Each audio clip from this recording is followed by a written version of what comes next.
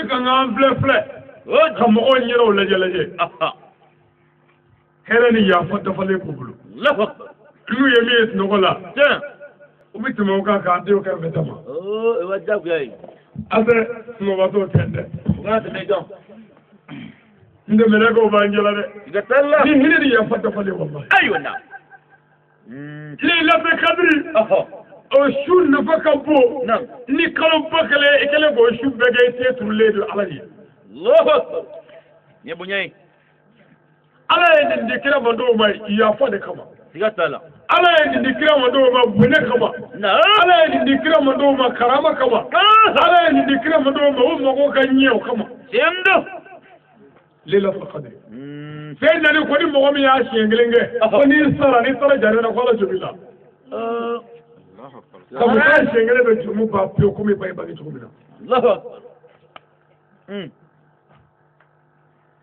ayuna ya rabbi Allah ya faka amin ago melego be tishina nam ni ya fata fale oju ani hini ta fale anjela ubina dossier de labe na ina boniye misalla niye metu bla ugata surveillance la oju examen ke rola ubita mo o jatemene oju examen mara ba fiye bitadi nyefa mo olu ba kuriye ayu jabi mi to ka bo oju melega ube kana dossier de sebaya na anjela ya nu bana ubi yere no ko ira alala ala de bo laje ni mi nga to na abo toy ni mi nga joshi abo joshi sendo lebele ayu da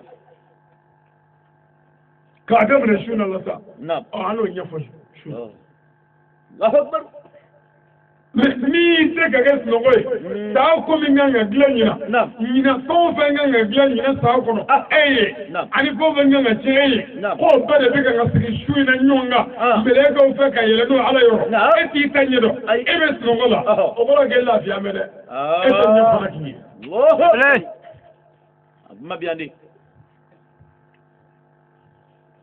Allah nam ni kan ga toro accident ala kan gishama ya rabbal alamin ay sigi shuina kanyuma yake kaina pandawla kaina miskinawla nam kadda ba to bere kutare tare itakola oji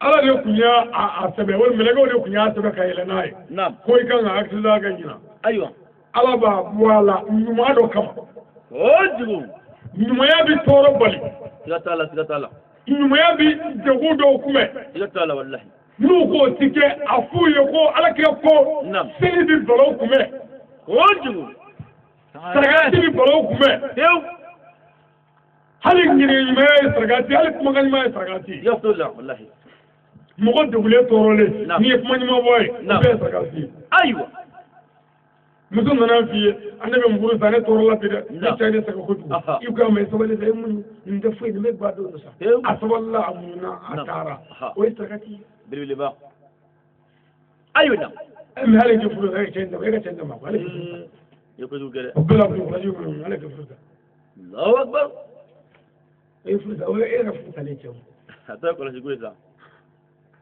wuti Allah harafa jari mo ko ay tare tomido. Elle paix et salut jusqu'à l'apparition de l'homme. Kamito oya fano gwero karama konosa. Ko foga tase fajiri kene chilima. Alba doko. Naam. Fajiri kene ko selinjini fajiri do. Allahu akbar. Doko shini fajiri do. Me kaman bena minga. Naam. Ko kire ko fo kalo sumala fajiri laba. Allah ma kero yi amin ko nema ni yafa ani bunya ni melega obi to anzene ya ko fo yenda o ko e ka dam ne shina la fo ata se serinji ni ma ko be le la khadri doy Allahu akbar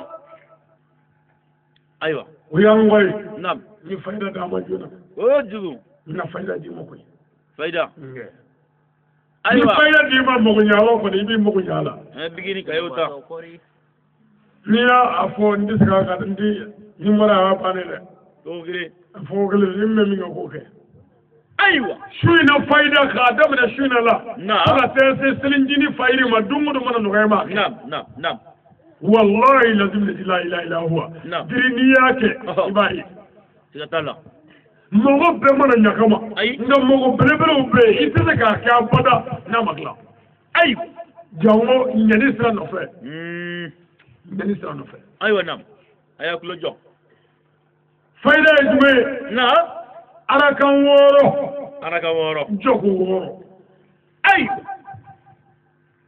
أجوكو فلو نعم بسم الله فور دولنا كلا نيوكو كابا نعم إبي قل هو الله كلا شيندا قل هو الله شينتا قل هو الله شيندا نعم فالبا أما جوكو فلانا نعم فاتيا كوفي نعم قل هو الله شيموا نعم إبي تياكلا نعم سلام تبلا أي إبي وليكو سلام بلاكو كلندو أبي نعم إبي جوكو سواناكي نعم فاتيا كوفي قل هو الله شيموا نعم ibi jogo nani nake fatiya kofe kulu wallahu shembi nani ibi sayakala salamu tibla ibi wuliku ibi jogo duru nake fatiya kofe kulu wallahu shembi duru ibi jogo woro nake fatiya kofe kulu wallahu shembi woro ibi tetu tendru labala sa ibi tetu dugulai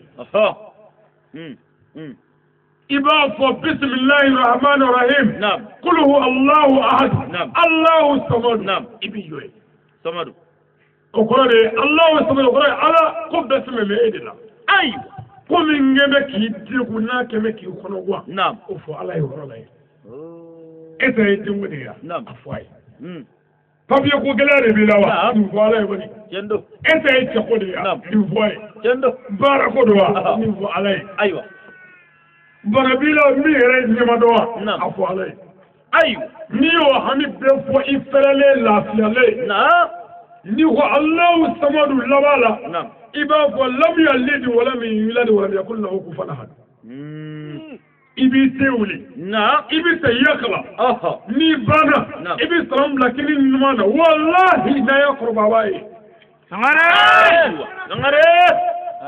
bawa de a y'a di dɛ misaka ka siyɛn laban la ayiwa o kado laban ye n'a b'a fɛ cogo y'a fɛ ten dɛ ayiwa fayida n'a y'a kɛ an tɛ sigi yan fiyewu n'i m'a fɔ ye k'a fɔ n y'a kɛ n y'a ye ne m'a fɔ moriko ye nkalon ye dɛ nka balimakɛ ni fɛn t'i kun e ka nin saba kabali n'i ma se ka kɛ su na sini su bɛ yen sinikɛnɛ su bɛ yen fo seliji ni fajiri a bɛ bɛn o kɔnɔ i tulo de la dɛ arakan wɔɔrɔ jogo wɔɔrɔ don salamu bila ko kelen o kɔrɔ ye salamu bila t'a la fɔ laban ayiwa naam jogo fɔlɔ fatiya kɔfɛ kulu walawu siyɛn ta n'o ye kilasi ye filanan siyɛn mugan a bɛ jidi ka taa sabanan bi saba naaninan bi naani duurunan bi duuru wɔɔrɔnan bi wɔɔrɔ a laban sa n'o ye wɔɔrɔnan ten duuru laban i tɛ tulen ka wuli ten duuru laban i b'i ten to dugu la. بسم الله الرحمن الرحيم قل هو الله أحد الله الصمد مين فيه عليه جوتي تولي كسر على لكم ليبانا سيجي الله الصمد إنجا إيكا أتوداغا لم يلد فوق لبالسا إبي تيولي تياكلا سلام بلانجيني مانا دي والله نو ياكي باي أيوة بيقولوا له يا ربي الله كان مغوي آمين الله كان مغوي آمين الله كان سبو كاني يا رب سانجام الله كايرانا آمين سانجام الله كايرانا آمين أنياني الله في كني يا درم بورا مغو نعم الله كوكا فاندو بابو آمين آمين نعم كده سياق باني يا رب العالمين نبورة جامع لك أداما آمين نايا أداما كاني لمن أداما يا رب أكاني دين أداما آمين أنا الزمن مالي الله كباسي آمين الله ككيشي آمين فما لك من لاتي آمين أنا كرامو يا ربي الله كوكاريا آمين الله كوكاريا آمين لمن الله كادوما آمين ويا الله كم يهود كلا يا ربي الله كودون تسكون آمين زمن الله كباسي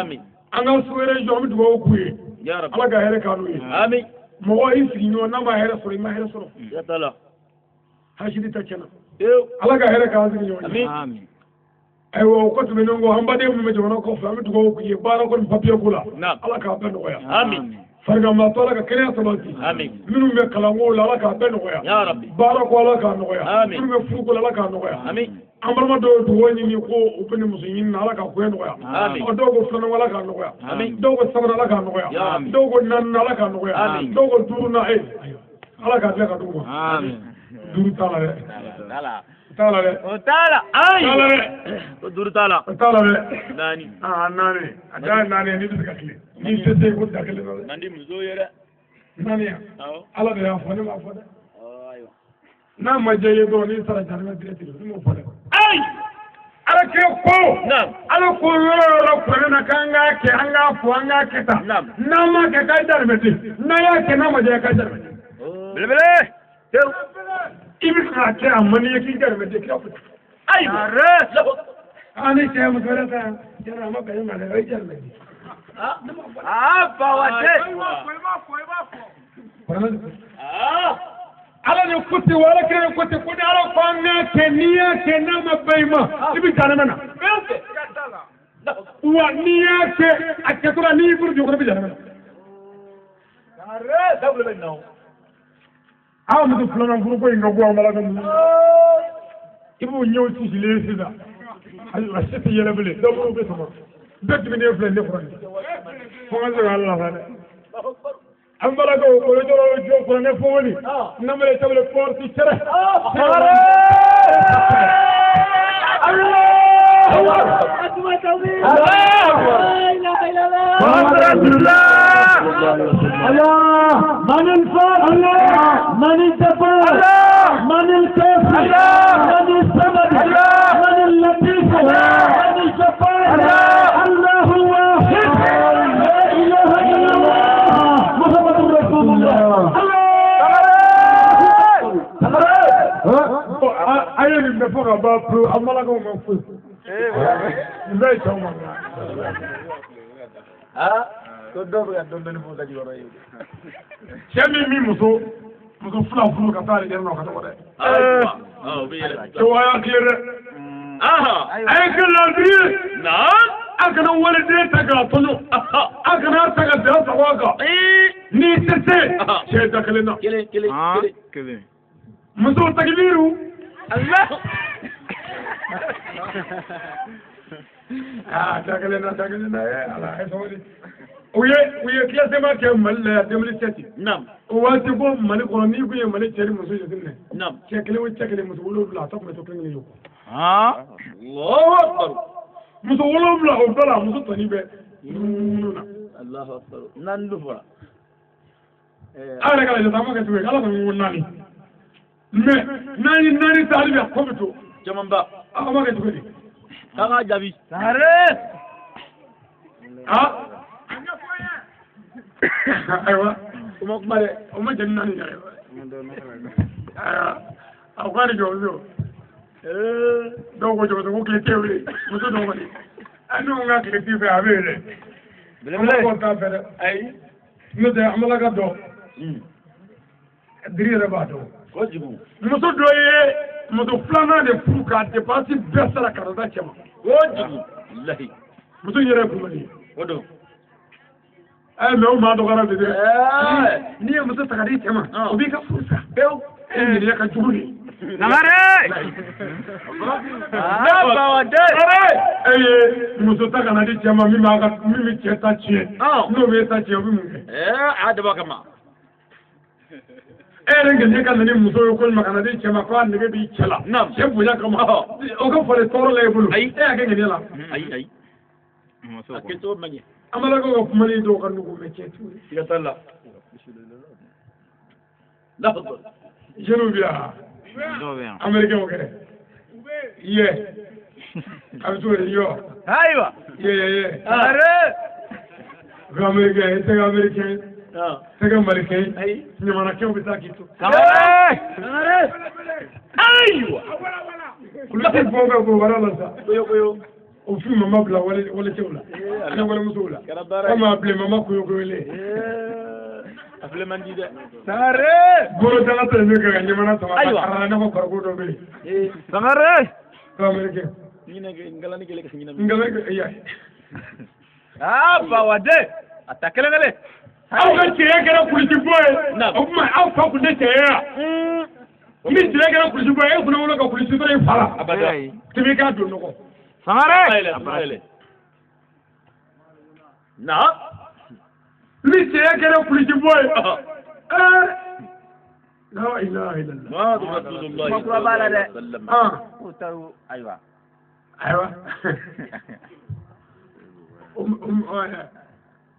ko taw bora ya ni so tula ibi bora tiya tido tigatala atawir Allah suma takbir la ilaha illallah ko podo bi jabi ko ko ti jabi yaw tigatala daga moti mani so tiga domi nam ki so mat ka bolo tiga ka mani tiga wallahi ibi tido bora la bin dai wallahi tigatala bele domi i daga to bi shiya ka tuguma nam o mo ya so ibe mini yang Polisi kun la ayi ibi bloqué domi i podala nam ni ba bi nyema ki tene wo ya sare ta sai do bora be akunde yo duguma folo ko ni bola i bloqué le kara i siga sega sabla i boga ka fone ka nam o ko vale din la moye so nam e so ka polisi ko ndai mo barai i kagante i tay mi e ko sare ba wate menyemse sare nyamo ko ba tamani ga fiyo wallahi aw yem wore ko wati min rama ko fena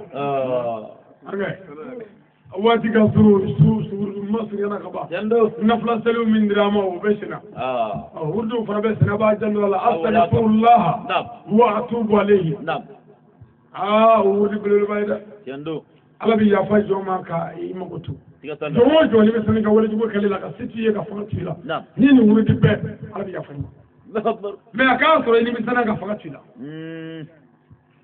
ebe so nye flasile ko ba mun ande shenne gable ere nye ti yera be jamu ande bre awama ndi shenne go tay ni nyebe dola aywa ya dola ala ka me so hawo amin ammi jenu fo ko so goto jando ko ka nyinu fali bi nam ko jija jen jebe cetri bawde mo tiga ko dola aw jewni jeni to dew ndekni tallahi bre demi ye karamɔgɔ cɛ tigi wele nka wajuli kan ka quartier la i jeri na ma o deni gulomina tɛ ye kile ayi barika b'a don belebele sangare ayiwa wa a barika bi aw mansaw la sabu denɲumanso ye sarakati dɔ ye tiga dɔla e min mansa salen don a bɛ baraji sɔrɔ a la su in na i ka mugan ni ka tan da kojugu mais min b'a jigi kɔnɔ ko anw nakun ye wariko de ye yan n'i ka mugan ta belebele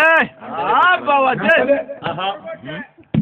mais n'i y'a di ala kama ala de b'i dɔ ala b'i sara tiga dɔla no ha ku ye wari sɔrɔ su in na i tɛna ta tamanyamse sare ayiwa ma biyande anw de karamɔgɔ tɔ tɛ kelen ye dɛ ayiwa buguta ale jalo a dɔɔni na a ta to a kun nam tamanyamse anw tɛgɛ fila b'an bolo an ka kalanden kɔni kojugu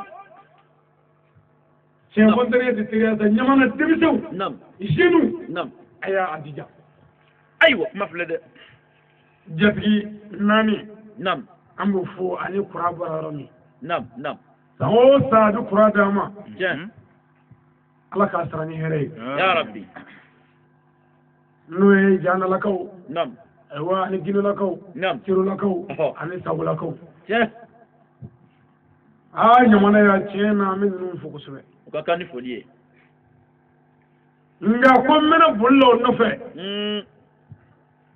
bamananw ko senkelenni tɛ sira bɔ dɛ ayi n'a ma fɛ n sɛbɛn ko dɛ ayiwa bile ko dɔwɛrɛ kun o ni dɔwɛrɛ senkelen tɛ sira de bɔ awɔ ni dɔwɛrɛ ye ayiwa o ni fɛn da kelen ye o sare dana o donc ko dɔ maana o tew ɲamanakaw nam jeunes ko don see kelen tɛ sira bɔ dɛ k'a kɛra wa salamalekun a kɛra fama yɛrɛ tɛ a kɛra fama yɛrɛ ko musa sangare o ye diye kɛ karamɔgɔ t'i ye très bien ne yɛrɛ t'i ye ne bɛ kalan ko nin de la yan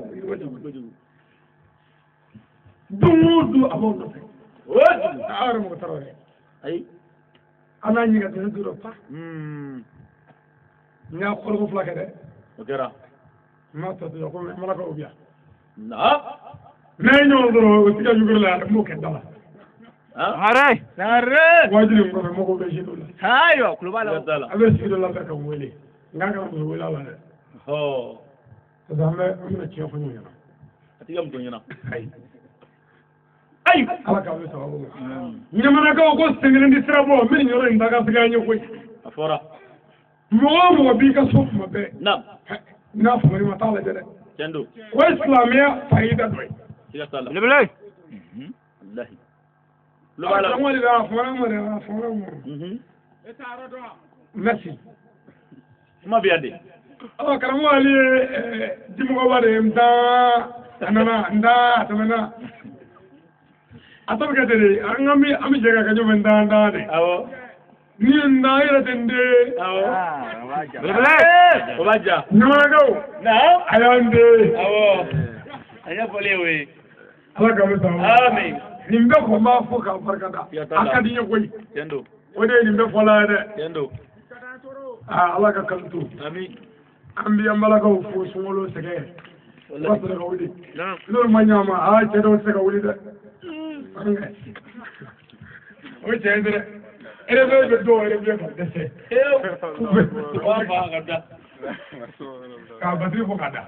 Ere be no na wudi. Yene la. Amala ko sege be de. Yene le. Amu fo ko barkada. Ka kala be cew yangu mina kanya. Ha. O kadu yere. Awo. Allah ka be to amo. Amin. Ami dugo ke be ka ni befe. Cendo. Mo bori ka so kana samatiya. Ami dugo kai. Sala. Minu masya no dugo biya. Anga dugo be. Tiga sala.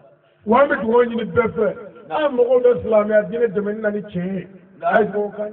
Tiga sala. Bare ni dugo ko. Ayi. O dogo ma yo fa ngo. Dogo ngo. Ko ne si ben daga ko ka yala. Ona ni ngale si ben. Ali ma se ka taro ko ni. Ko ne be ko ma be ni je gele ko mala ya. Aywa. Mo dan wala do le ko alo karo ko do na. A ko mo ni ma ngama ko ko ni ta kasala. Wallahi. Allah. Ay be mula. Ana ko mo me fa mo ya fa. Mo me wali sura wali ni ga kala mo ni. Ale to you. Ala maduna nuche. Amin. Wala ay to ko am ko be ko la. Dine mi to ni to de. Tiga sala wallahi. Ala ki manya. Amin. Ne. A do ngene usri. Anga nyawsri. Kamale do ba be. Na. De me sene funa ngene lo. Cendo. Ani ala be nyo fe chen la. Ambi abla ka do do ko yendo wana makani. Ami to ka jaga faida ta nyo be. De me sene mi jana ka fe be ko ni no fe. Kan ci yoga duguma be ko ni kele no fe. Ay. Ka to de me sene funa ngene yala.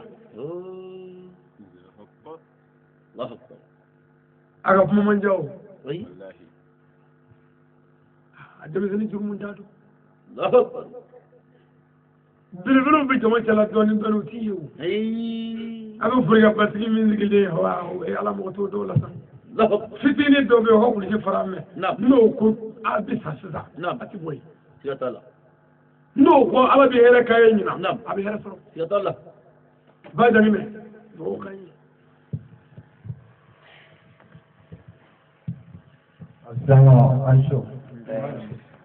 Ami kurda ndana ke na muga chama nam kuma pla jere na anya sara muga ni soro amma nga sadia kara mo no petama na fiu bi alhamdulillah ya ala tan biso madaina ala ila ko bilibili paro ila na kara mo ga kula anse mi odo be ay wela abi kashila ako ali palma ke mangana abi koka ako abika jolle kono debu sube akonna gane ane wele kadara shike madima kuma do kai unala so ma jogo do amembo kai no dura so kono ka karamo ko to ta ka foto indama me akone ma ko to de ko akanga upe no ngo pasitala unala so ma ka hakili tika bi no ya ngom na nyoko karamo do kala yano che ne dula so kono ka karamo ko to ta ko dama ahame femi akofo photo ina nala tunama ala mtaji biko ni photo ndama mate mesaka no ngurunka karamoga ere faida mun dama ni to ngola ay no wile ko doctor ya foko upele bolama wallahi ningara to madana Allah asigira kana photo na manogo photo biko ni dara ala la kada photo ina ako billahi photo indi mako chama nyai aslamo bilibili bankoro angana ta bako angana ta koko anga jinka ala anga da karamwalla an yo bunyami ala billahi na yu yala amu ta no be tamana anti sadia ala galla ba ma ta bela jirama ala galla ba ma ta bela jirama karamogo toni ambe ala te yarabi ala ga irani sirama ma bela jirama ala ko ka ala buya kama bijuna buya kama sallu ala nabi amin ambe amal magafu ka barka da ka wuri mando Tendo. Mo ka gele doni parce que Mali Islamia tara pionnier la ko jugo. Kera. Ya tala. Mo bi fo mo tishido. Nam. C'est ça. Nam.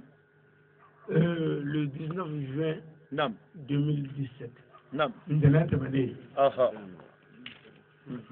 Nam. Muso do be gwala shini Nam. tarata. Aha. Ale sigi me kaka malutumo. Aha. Oro blanye fla be fila. Allahu Akbar. Allahu Akbar. Klobo. Oro ko ya ta mobilla katane Seydi Sharif Usman Madani Haidara kaso. Allah. Uya so karamo be chila. Nam. Seydi Sharif Ahmed Tijan. Nam. Abakana kai. Ako ne fabi fon fenge ne biso bela. Allahu Akbar Ay nanay. Ay burda muso kunul ladri. Nam. Minga nga fayu. Allahu Akbar. Ka fo shingene ya. O yo be muso nyela. Allahu Akbar. Ay.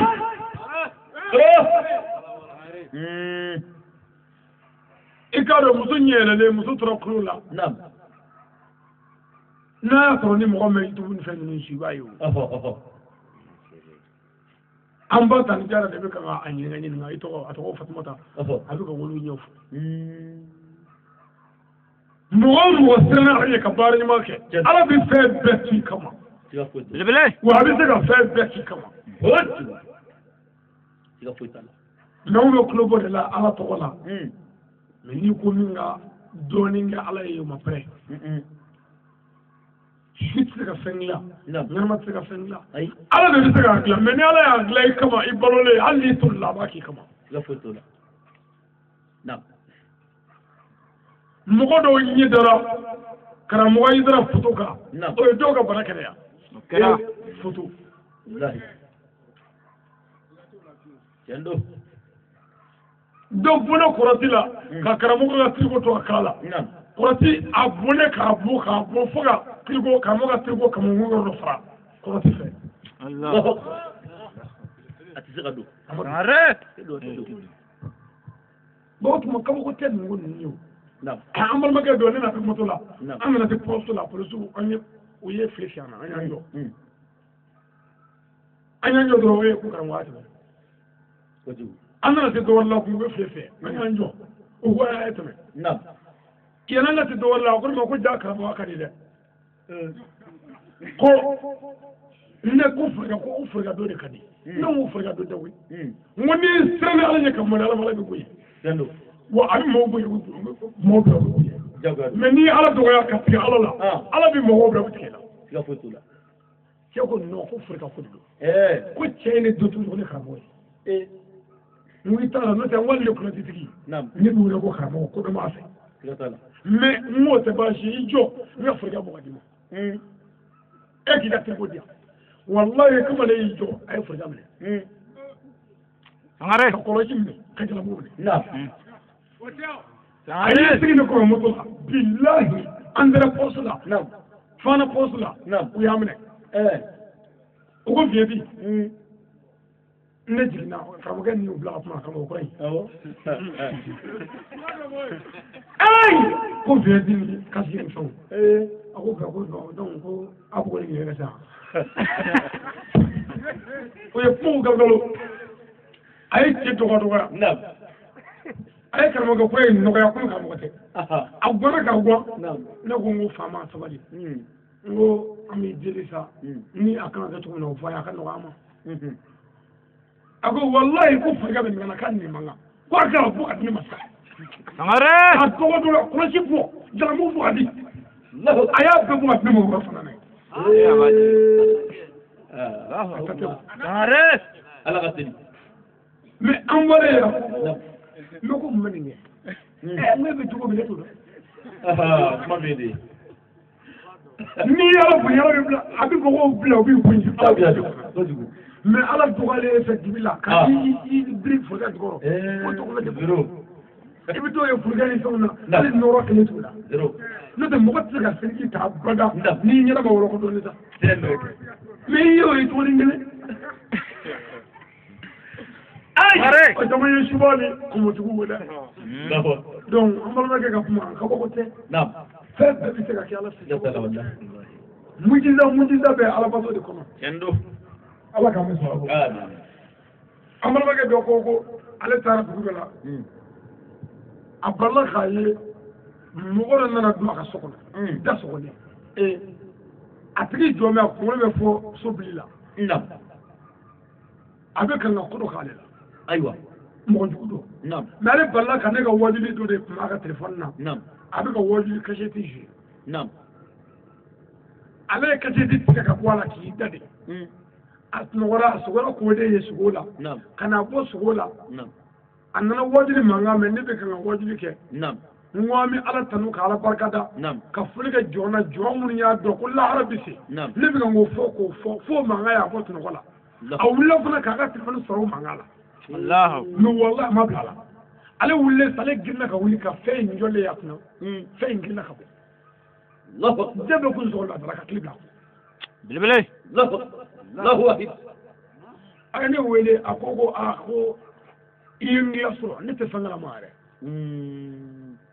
ala bɛ ko bɛɛ kɛ ni jɔn yɛrɛ ka limana n'i ka baara danyɔrɔ ye ɲamanakaw a ye baara kɛ ala na tila k'a ye yan yan lahara cɛ kɔni an ka duw na jɔya wallahi a ka dɛmɛw na k'a sago ye sini ma hali karamɔgɔ taalen kɔ misalila fo diɲɛ da la ni ko b'a fɔ hɛrɛ bonyanen a na lakale yan ko anw ne kun bɛ na n'a ye yan kojugu o ne tɛ ka bɔ a la ayi o tɛ bɔ a la dɛ nka n'a saliyara ala tunu dɛ a bɛ tunu gɔngɔ la wallahi belebele f'a k'a dɔn ko layilatul kadiri bɛ k'anw fɛ ɲinɛ y'a san 16 ye aw ye 4 sɔrɔ de o kuma an ye 12 min kɛ o kɛra min yɔrɔ wɛrɛ kojugu olu dɔw tununa gɔngɔ la dɛ ale b'i baara de nɔfɛ i baara tɛ dɔn man ko don hali école dɔw bɛ taa ekɔliso dɔ la privé la ni baara tɛ yen a bɛ baara bila ko cɛ ko baara tɛ yan baarakɛla mɔgɔ bɛ baara de la